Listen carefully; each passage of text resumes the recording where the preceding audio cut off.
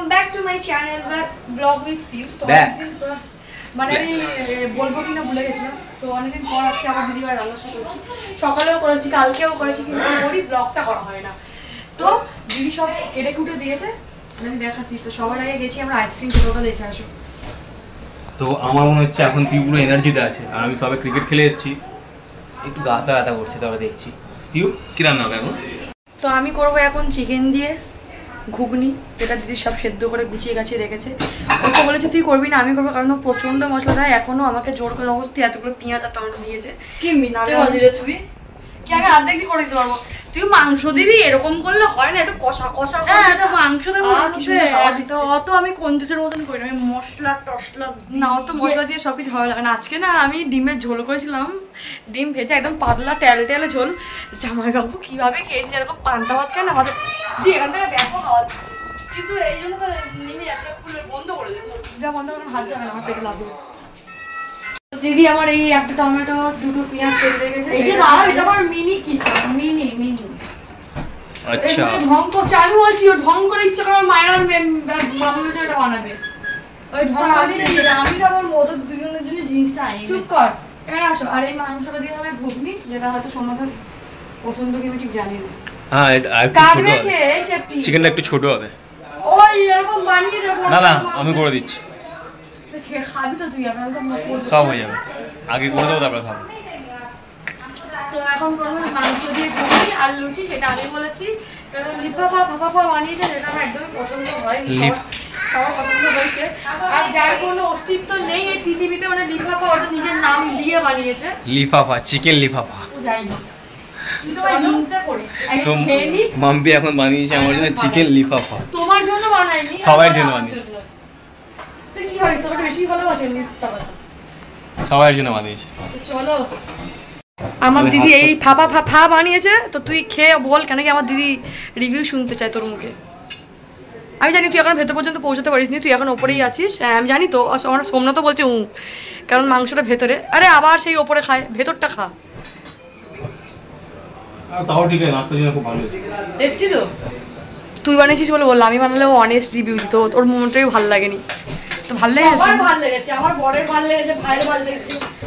I am pregnant. যে বলে না তুমি কেন বারবার প্রেগনেন্ট করতে থাকো, আমি কোথায় গেল আমার পর চলে গেল। আমি প্রেগনেন্ট, তো আমি প্রেগনেন্ট সত্যিকারই, কিন্তু আমি বলতেই পারি সব করা ব্লগে আমার যতদিন না ডেলিভারি যাবে ততদিন আমি বলবো আমি প্রেগনেন্ট। তাই তো দি, কারণ আমি প্রেগনেন্ট, এত কষ্ট করে প্রেগনেন্ট হয়েছি, কিছু করতে হবে। দিদি এনজয়। তো আজকে দিদির ফার্স্ট টাইম এই, আমি ফার্স্টে ভাবলাম ও যখন এলো আমি একটা আম কেটে দিয়েছে। তো যখন উনি ওখান থেকে বের করলো, আমি দেখলাম মুখে ঢাকা দেওয়া মাটির।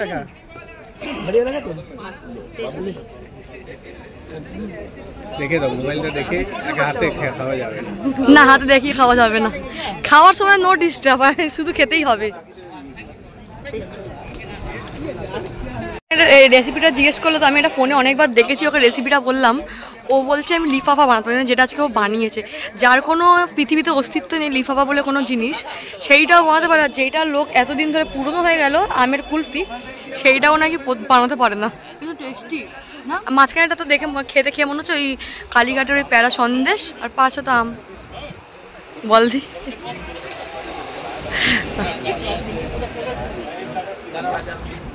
আমরা এখন আইসক্রিম খেলাম ফ্রিতে। আইসক্রিম খাওয়ার মজাটাই আলাদা। ফ্রিতে শুধু আইসক্রিম কেন, সব কিছু খেতে খুবই ভালো লাগে, যেটা আমার পছন্দ করি না। আমি যাবো এসে, মানে এখানে একটা আঙ্কেল আছে, আঙ্কেলটা খুব ভালো, মানে মাঝে মাঝে উনি আইসক্রিম, মানে যেমন নেই ওরা আইসক্রিম বাড়ি দিল, এর আগে অনেক কিছু খাওয়া দাওয়া হয়, নিজের থেকে বসে করে আমাদের জন্য। তো সবাই এইবারে না একটা জিনিস হয়েছে, মানে একটা বাক্স করা হয়েছে কি সবাই মিলে যার যেটা খুশি দিতে, কেন কি সবসময় ওই আঙ্কেল হাতে কিছু নিয়ে আসেনি, তো আমরা হাতে কিছু নিয়ে আসিনি, আমরা খেলাম, আমরা যেই যাচ্ছি আমি গিয়ে নিয়ে নেই বাক্সটা দেবো। কেন কি ওই বাক্সের কনসেপ্টটা আমি বুঝতে পারি, আমি এক্ষুনি জিজ্ঞেস করলাম, তো উনি বোঝালো কি পাশে না একটা গিফট র্যাপার করে বক্সটা। আমি দিদি বললাম হয়তো কারোর বার্থডে, ওই জন্য হয়তো দেখ এরকম করে বক্সটাকে প্যাক করে রাখা হয়েছে। তারপর ও জিজ্ঞেস করলো মানে এরকম একসাথে মিলেমিশে যখন একজন করা উচিত না, সবাই মিলে। এই জন্য তো ওই কনসেপ্টটা করা শুধু আমি দেবো তুমি দেবে না ওরকম না, সবাই একদিন করে একটা করে। ওই আঙ্কেলটা একাই শুরু করবে, তো আমরা মানে এখানে সবাই মিলে এই ডিসাইড করেছে কি না সবাই মিলে সবাই দিয়ে তো এরকম কাজ করার মাঝখানে ফাঁকে গিয়ে এরকম খেয়ে আসা মানে ভালো লাগছে, মানে রিল্যাক্স ফিল হচ্ছে মানে ঘরে গিয়ে যা আছে কাজটা করা যায়। তো চলো ফার্স্ট টাইম কিছু খেলাম, ভালো লাগলো, তো তোমরাও ব্লগটা দেখতে থাকো, আই হোপ ভালো লাগবে।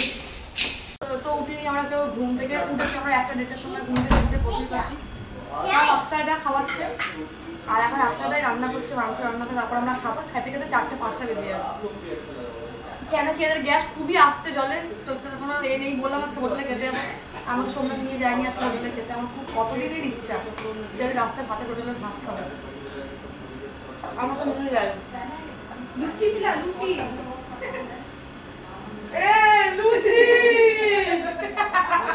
कितना खुश है सब, কত খুশি পিউ লুচি পেয়েছে। আমার থেকে নিয়ে নে, আমি ওটা দেখলাম তো। তো চলো খাওয়া হোক, রান্না হোক, তখন রান্না যাই না। আমি যে বলছিলাম কোথায় যাবো, আমরা শপিং করা ক্যান্সেল, কারণ সবার কাছে জমা আছে, আমরা যাচ্ছি ব্যাঙ্গালোর, তাও কাজের জন্য, ঘুরতে না। যাবো ব্যাঙ্গালোর, আমি একটু বেশি এক্সাইটেড, শরীরটা আমার খারাপ লাগছিল, এখন ঠিক হয়ে গেল। যখনই ভাবছি আমি ফ্লাইটে উঠবো তখনই আমার শরীরটা ভালো হয়ে যাচ্ছে। বলছি এর মধ্যে কি একটা গোটা গরম মশলা দিয়েছিল, আমি ওটা খেয়ে নিয়েছি, আমার ভেতরে ইত্তি পিত্তি তিত্তি চলে উঠেছে। क्या खड़े मसाला था इसके अंदर हम ये तेरा भाई तुमको लॉन्ग था, लॉन्ग शायद लॉन्ग नरम नरम ही था, बहुत गंदा था, और इत्ती पित्ती दौड़े গেছে খেয়ে। আর দুখানা কষা মাংসটা থেকে রাক্ষসটা পুরো একটা তুলে দিয়েছিল, আমরা 3-4 জন। ওই একটা কোথায় রে, আমি তো হাফ নিলাম একটা। তো আমি আমাদের ঘরে গেলে তোকে আমি চিকেন খাওয়া, আজকে যাবি তো ওই বাড়িতে রাত্রে চিকেন বানাবো। সবসময় তো ভালো লাগে না, কথা ছিল না ও যাবো বলতে যাবো এদের সবাইকে ডেকে একবার বিরিয়ানি বানাবো। হ্যাঁ ঠিক আছে, আজকেই কোন না তোকে তুই যেদিন আমাদের মধ্যে এলাও থাকবি না ওই দিনকে আনাবো, বল। ঠিক আছে। কে খায়? আমি খাই চিকেন দিয়ে দুধ ভাত, এরকম লোক খায় কতবার, প্রথমবার না অনেকবারই দেখেছি। তো আমি বেশি ভালোবাসি খাসির মাংস এরকম দুধ ভাত দিয়ে খেতে। তো দাদি কিছু বল, গানটা বন্ধ করবি তো এটা। সোমনাথ আমার জন্য দুধ ভাত মাখিয়েছে, কিছু বল। ভালো ছেলেটা, নুন দিয়ে খাই। তোকে আমি খাওয়াবো বড় কাঁটার লিচি। তো সোমনাথ এক্ষুনি যাচ্ছিল নিচে, ওটা বললাম ভাতটা মাখিয়ে দিতে, কারণ ভাতটা প্রচন্ড গরম। বল একবারে মাখাইনি, খ্যাটখ্যাট করছিল সেইটাও বল। হ্যাঁ আমাকে মুখ করেছে, তারপর আমি কিছু বলিনি, চুপ করেছিলাম, তারপর দেখলাম না মাখিয়ে দিই, নাহলে এই রিয়াকশনটা পরে হবে। তোকে বলেছিলাম ভাত মাখাতে করে মাখিয়ে দিলি না, এইটা আমি বলতেই থাকবো, ওই জন্য ভালো তাড়াতাড়ি মেখে দিই। নুন ঠিক আছে, বাবা টেস্ট করেও দেখে নিল, ঠিক আছে। এই আমার বাবার মতো চটকায় ভাতটাকে, ওই জন্য আমার ভালো লাগে। তো এই ঠিক আছে, তো ও ওরকমই, ওই জন্য পেশি করে বলে 2টো সিটি, আমি তাও বললাম 3টে সিটি মারা হোক। হয়নি সিদ্ধ। তা আমি এখন ভাত খাবো, এখন কটা বাজে দিই, এখন কটা বাজে ফোনে বল। 4:40। 4:40 মানে এই 5টা, ঠিকই বলেছে। তো বললাম না আমরা রাত্রিবেলা খাবার খাচ্ছি, তাড়াতাড়ি খেয়ে নিচ্ছি আজকে, তাড়াতাড়ি ডিনার হয়ে যাচ্ছে। তো অনেকটা বকা শোনার পর সোমনাথ আমাকে ভাত মাখিয়ে দিয়ে গেছে, তা হচ্ছে দুধ ভাত। আমি 5টার সময় খেতে বসেছি, সোমনাথ যাচ্ছে চুল কাটতে, তার আগে বললাম বেটানোর সময় বলছি আমাকে ভাতটা মাখিয়ে দিয়ে যায়, আমাকে মুখ করেছে ঠিক আছে, কারণ ভাতটা খুব গরম, ওর হাত জ্বালা করছিল, তাও আমাকে ভাতটা মাখিয়ে দিয়ে গেছে বকার পরেও, করে তো দিয়েছে বলো। আমার দরজা খোলা, তাই বলি আমার পিঠে কি এইটা, আর মামা মনে টাকলি মতো আমার মেয়ের চাপ চমকাচ্ছে, দেখো খুব দুঃখ পেয়েছে চুলটা কাটার পরে, কিন্তু উচিত হয়নি চুলটা কেটে, কিন্তু হয়তো পরে চুল ভালো উঠবে, কিন্তু ওর চুল পাতলাই হবে, ওর বাবার মতো পাতলাই চুল হবে। তো ব্লগটাকে এখানটা এন্ড করছি, যদি ভালো লাগে তো লাইক কমেন্ট সাবস্ক্রাইব করে দেবে যারা করনি, আর কিছু খারাপ লাগলে নিশ্চয়ই তোমরা বলতে পারো। আর মাম্মা এখানটা হেল্প করছো মিমির, কারণ মিমি বলেছে তুই যদি বোতলগুলো ভরে দিস তাহলে আমি তোকে 10 টাকা দেবো, তাই জন্য এই রোদের মধ্যে টাক পুড়িয়ে জল ভরতে এসেছে। কিন্তু আমার মেয়ে না খুব হেল্প করে, আমাকে দিয়ে দাও আমার দিয়ে দাও। তো চলো শেষ করছি ব্লগটা, টাটা।